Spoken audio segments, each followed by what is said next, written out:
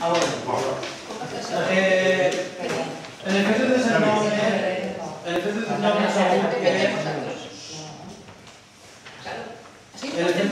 Àngels, principi-pagui, per favor. Xavi? En el fet de desenllaune vam saber que van vindre uns quants ciutadans del Llano a visitar-nos.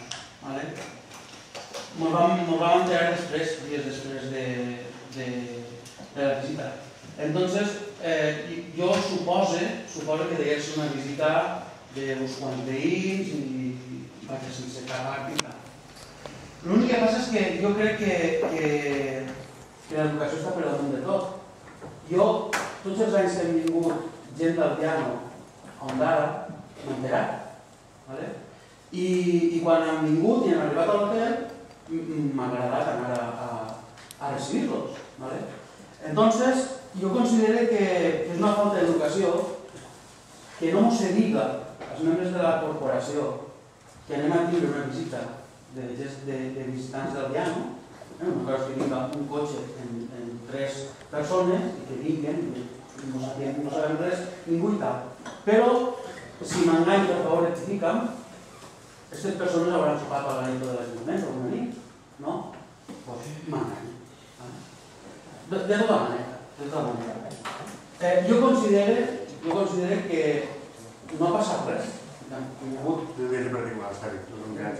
Jo considero que mos hauria d'haver, com a mínim dit, si ho sabia. Perquè, ja tornaré a repetir, que tots els anys, sempre que hem vingut, han anat a recibir-lo.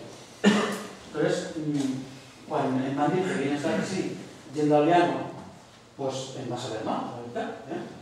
Entonces, demane, per favor... Gent del Llano venen tots els anys grupos, més grans o més menys, però no venen en viatge oficial. L'Ajuntament no ve ni organitza un viatge. De fet, els que venen, en concret un any, ningú està a l'Ajuntament del Llano. Per tant, no correspon ni comunicar si ve algú o no ve algú del Llano. Xino, telèfons mòbils en tenim tots. I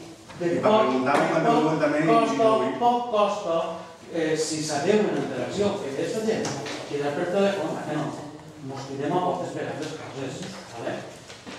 Mira, que sàpigues que va vindre... Ja està, és l'únic que demana. Per a mi, no va ser educació.